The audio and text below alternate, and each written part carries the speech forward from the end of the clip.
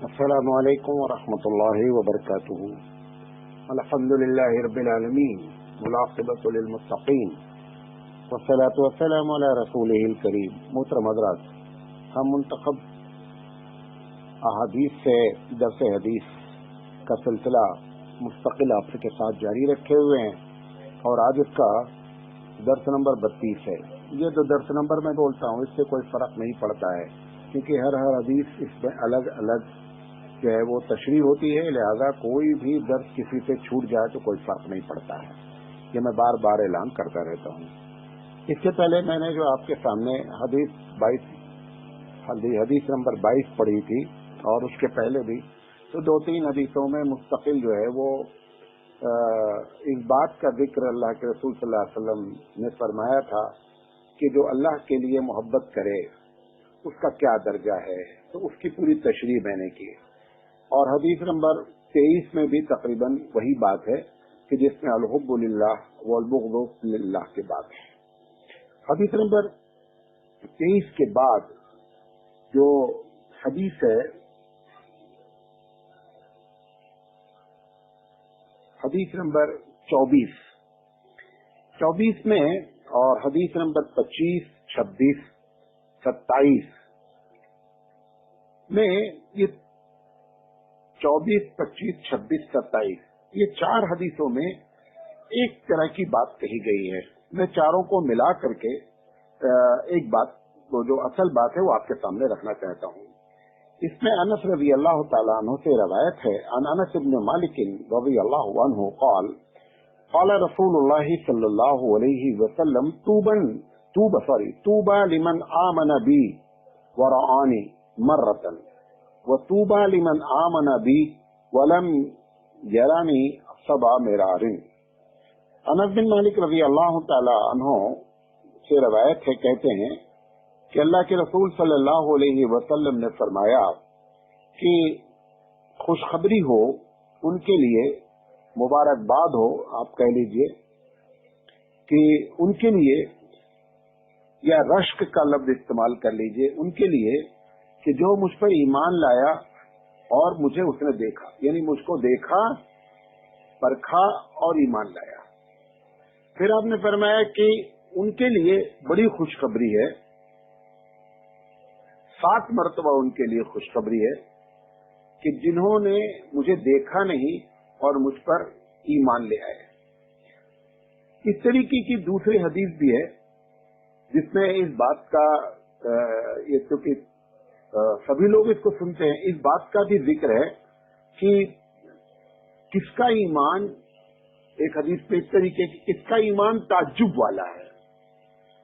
تو اس میں اللہ کے رسول صلی اللہ علیہ وسلم نے جواب دیا کہ مجھے ان کے ایمان پر تعجب ہے کہ جنہوں نے مجھے دیکھا نہیں ہے اور مجھ پر وہ ایمان لائے ہیں۔ بات دیکھیے یہ ہے کہ جو لوگ مجھے دیکھے نہیں ہیں، تیسری بات بتا رہا ہوں، جن لوگوں نے مجھے دیکھا نہیں ہے وہ مجھ پر ایمان لائے ہیں تو ان کا ثواب بہت زیادہ ہے۔ کبھی آپ نے فرمایا، مسند احمد کی روایت میں ہے کہ آپ نے فرمایا کہ تم لوگ تو میرے صحابہ ہو، لیکن ولیکن اخوانی الذین آمنوا بی ولم یرونی، لیکن جنہوں نے مجھے دیکھا نہیں وہ میرے بھائی ہیں۔ اس طریقے سے آپ نے مستقل کئی حدیثیں بیان فرمائی، گویا ان لوگوں کی فضیلت بیان کی گئی جنہوں نے نبی کریم صلی اللہ علیہ وسلم کو دیکھا نہیں اور ایمان لائے، جس سے ہم لوگ شامل ہیں۔ اب بعض لوگ اس سے یہ کنفیوز ہو گئے کہ کیا ہم لوگ صحابہ سے زیادہ بڑھ گئے، کیونکہ یہاں پر حضور نے ایک مرتبہ مبارکباد دیا اس کو کہ جس نے حضور کو دیکھا اور ایمان لے آیا، اور آپ نے فرمایا کہ 7 مرتبہ مبارکباد ان کے لیے ہے جنہوں نے دیکھا نہیں اور ایمان لے آئے، یا یہ کہ فرمایا کہ جنہوں نے مجھے دیکھا نہیں اور ایمان لائے وہ میرے بھائی ہیں۔ تو اس طریقے سے لوگ اس میں تھوڑا سے کنفیوز ہوئے کہ صحابہ کا، اس پر تو جمہور کا، ہمارے یہاں اہل سنت والجماعت کا اتفاق ہے کہ صحابہ کے درجے کو کوئی بھی غیر صحابی پہنچ نہیں سکتا، اس پر بحث کرنا بیکار ہے۔ ادنا درجے کا صحابی بھی دنیا کے تمام بزرگوں سے افضل ہے، کوئی कितना बड़ा भी बुजुर्ग हो, लेकिन वो सहाबी के दर्जे को नहीं पहुंच सकता। तो अब ये हदीसें जो बयान कर रही हैं, इसका क्या मतलब है? देखें, मौलाना थानवी रहमतुल्लाह अलैह ने एक जगह तो ये कह करके तशरीह फरमाई है, आपने फरमाया कि देखो हुजूर ने कहा कि किसका ईमान ताज्जुब में डालने वाला है, अफजलियत की बात नहीं की गई। हालांकि बाद हदीसों में अफजल का लफ्ज भी आया हुआ है, ऐसी बात नहीं है, बाद में अफजल का लफ्ज भी आया हुआ है कि किसका ईमान ज्यादा अफजल है। तो मौलाना रहमतुल्लाह अलैह ने इसको इस तरीके से तशरीह कर दिया कि ताज्जुब अलग चीज है, अफजलियत अलग चीज है। तो ताज्जुब तो है, यकीनी बात है कि जो हुजूर अकरम सल्लल्लाहु अलैहि वसल्लम को देखा नहीं लेकिन उनकी बातों पर ऐसे यकीन करता है जैसे कि वो उनके सामने बैठे हैं और बातें बयान फरमा रहे हैं, इसका दर्जा बहुत बड़ा है, क्योंकि ये ईमान बिल गैब की बात है और ईमान बिल गैब का दर्जा बहुत ऊंचा होता है। ईमान बिल गैब पर जो लोग हैं, जैसे हम लोग अल्लाह के रसूल को देखे नहीं और ईमान लाते हैं, और सारे मुसलमान जो अल्लाह को देखा नहीं और ईमान लाता है, ईमान बिल गैब का दर्जा बहुत अफजल है। अब इसी बुनियाद पर हुजूर ने कहा कि बड़े ताज्जुब की बात है, बड़ा मुझे रश्क आता है, मुबारकबाद के मुस्तहिक हैं, तीनों लफ्ज में इस्तेमाल कर रहा हूं कि जिन लोगों ने मुझे देखा नहीं और वो मुझ पर ईमान ले आए, उनके लिए अल्लाह के रसूल सल्लल्लाहु अलैहि वसल्लम ने बड़ी खुशखबरी सुनाई, गोया कि ताज्जुब वाली बात है। और ये भी एक बता दें ब्रैकेट की बात कि ऐसे लोग जिन लोगों ने देखा नहीं और ईमान लाए हैं, उनके साथ क़यामत में मामला भी बहुत आसान किया जाएगा, क्योंकि जब हालात खराब होते हैं तो इम्तिहान आसान होता है। जैसे जब बच्चों का पेपर मुश्किल होता है, आ जाता है कभी, तो फिर ये बात अंडरस्टूड होती है, ये बात मफहूम होती है कि पेपर की चेकिंग आसान होती है, और अगर पेपर इजी आ जाता है तो मार्किंग बहुत मुश्किल हो जाती है। तो हालात कयामत आते आते बहुत खराब होंगे। ऐसे बहुत खराब में आप अबू बकर सिद्दीक रज़ी अल्लाह तआला अन्हु का ईमान जो तलाश करने बैठेंगे तो आपको नजर भी नहीं आएगा। बाद हदीसों से मालूम होता है कि बुराई को रोकने वाला, यानी ज़िना आम हो जाएगा, एक आदमी ये कहे कि भैया ये ज़िना गलत है, ये नहीं कहेगा, कहेगा अगर करना है तो चौराहे पे ना करो, किनारे करो। बाद हदीसों से मालूम होता है, कहा जाएगा कि वो उस वक्त का अबू बकर होगा। हालांकि उसने ये नहीं कहा कि ज़िना बुरी चीज है, ये कहा कि काम अगर करना है तो किनारे करो। हालात ऐसे खराब होंगे, ऐसे खराब हालात में थोड़ा भी अगर आप नेक हम बन जाएं तो गाड़ी हमारी पार हो जाएगी। अल्लाह के रसूल सल्लल्लाहु अलैहि वसल्लम ने इसकी इस तरीके से तशरीह फरमाई कि ताज्जुब है उन लोगों के ईमान पर जो मुझे देखा नहीं और ईमान ले आया। और ये भी तुमको बताते हैं सहाबा कि अगर वो लोग 10% भी, मैं ये लफ्ज़ जोड़ रहा हूं तशरीह के तौर पर, फरमाया कि 10% भी कैफियत अगर पैदा हो जाए आने वाले लोगों में तो वो नजात पा जाएंगे। गोया हमारा जो पासिंग मार्क्स है वो 10% है, 100 में 10 नंबर भी आप ले लेंगे कैफियत के लिहाज से, क्वांटिटी के लिहाज से नहीं, कैफियत के लिहाज से। और सहाबा से कहा कि अगर तुम 90% भी तुम्हारा नंबर हो जाए कैफियत का तो भी तुम सह लो, क्योंकि तुम्हारे सामने मैं मौजूद हूं। तो देखें आप, हालात खराब हुए तो पेपर आसान हो गया। जैसे मैं मिसाल एक और देकर अपनी बात को समझाऊं कि जहां पे सब बहुत अच्छे दौड़ने वाले हों, वहां अगर आप अच्छा दौड़ेंगे तभी फर्स्ट आएंगे, लेकिन जहां पर सब दौड़ने वाले एकदम लेजी किस्म के हों, वहां अगर आप तेज चलेंगे तो भी फर्स्ट आ जाएंगे। ये वो लेजी का जमाना है। ऐसे मौके पर 10% आमाल में अगर वो कैफियत पैदा कर दी जाए तो भी नजात के लिए काफी है। एक बात। दूसरी चीज ये जो हदीस कही गई کہ تمہارے لیے ایک مرتبہ مبارکباد، یا تمہارے اوپر ایک مرتبہ جو ہے وہ رشک آتا ہے مجھے، ان پر 7 مرتبہ جنہوں نے نہیں دیکھا اور ایمان لائے. اس کی مثال ایسی ہے کہ صحابہ کے درجے کو تو کوئی پہنچ نہیں سکتا. انعام ہو سکتا ہے کہ تم کو بھی زیادہ مل جائے. جیسے ایک سپاہی کو بھارت رتن کا انعام دے دیا گیا، لیکن کیا سپاہی ڈی آئی جی ہو گیا یا آئی جی بن گیا؟ نہیں.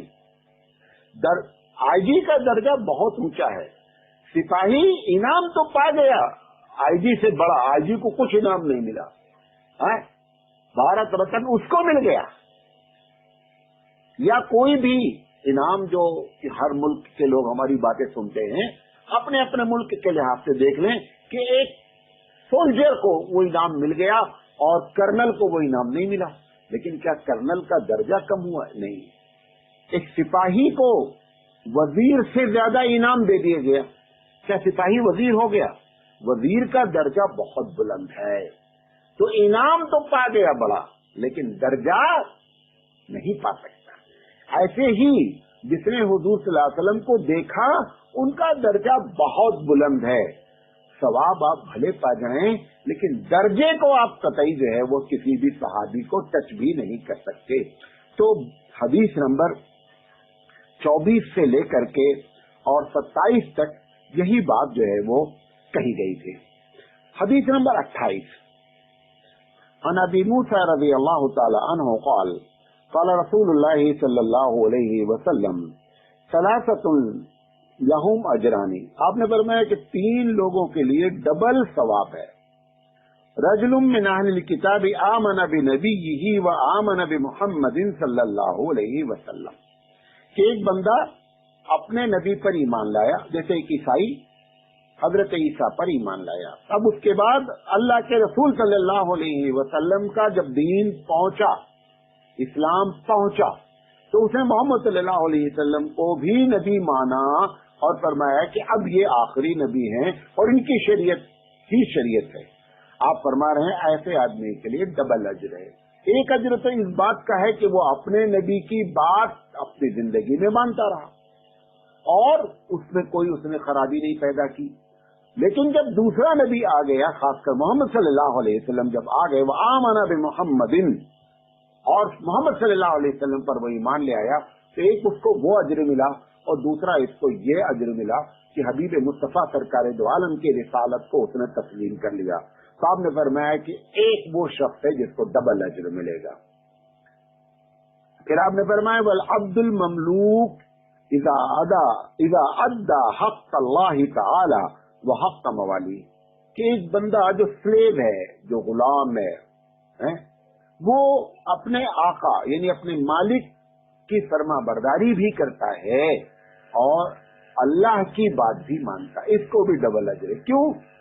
کیونکہ ہر وقت جو سلیب ہوتا ہے نا، تو مالک کے کہنے پر ہی وہ سب کچھ کرتا رہتا ہے، لیکن اس میں سے اس نے اس وقت کو بھی نکالا جس پہ اللہ کو بھی خوش کرنے کی کوشش کی اس نے اور اللہ کی بات بھی مانی.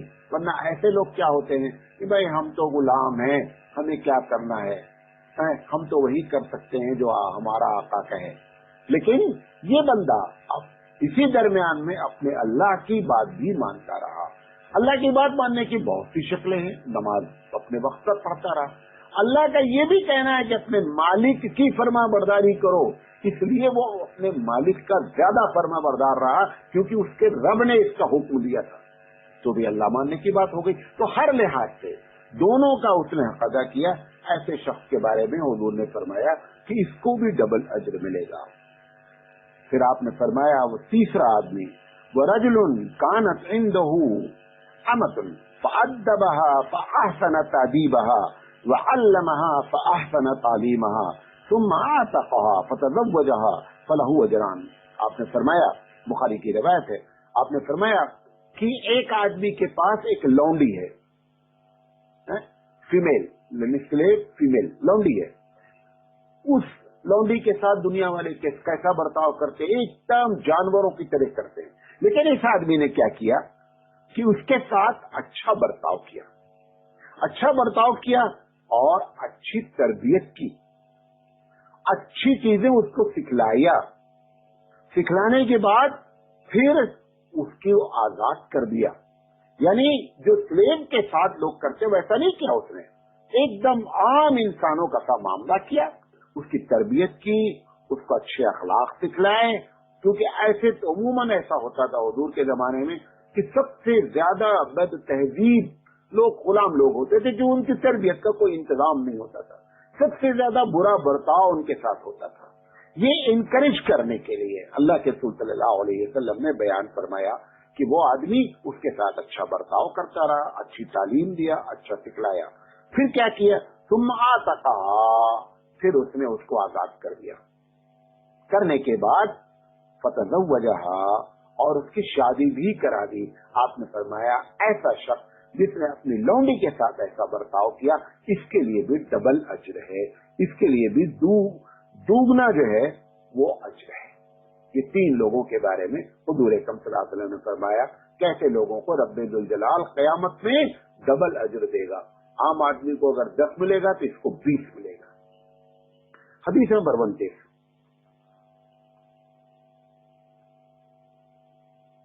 خطبنا ابو بکر رضی اللہ تعالی عنہ فقال قام رسول اللہ مقام هذا عام الاول وبكى ابو بکر.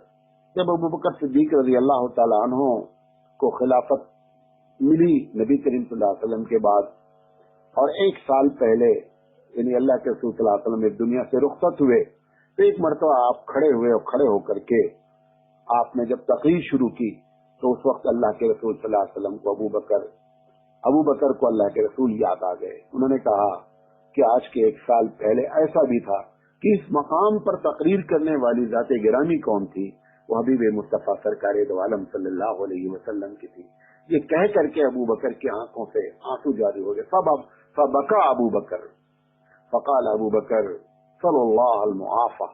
اور پھر آپ نے جو تقریر کرنے کے بعد آپ نے فرمایا کہ لوگوں اللہ تعالیٰ سے عافیت مانگا کرو. اس لیے حضور نے فرمایا کہ جب تم کو لیلۃ القدر کا احساس ہو جائے کیا لیلۃ القدر ہے یا لیلۃ القدر کے نام پر جب آپ عبادت کر رہے ہو رمضان کے آخری راتوں میں تو حضور سے حضرت عائشہ صدیقہ رضی اللہ تعالی عنہا سے حضور نے فرمایا کہ اگر تم کو معلوم ہو جائے. انہوں نے پوچھا کیا دعا مانگی جائے؟ فرمایا اللہم انک عفو تحب العفو فاعف عنا.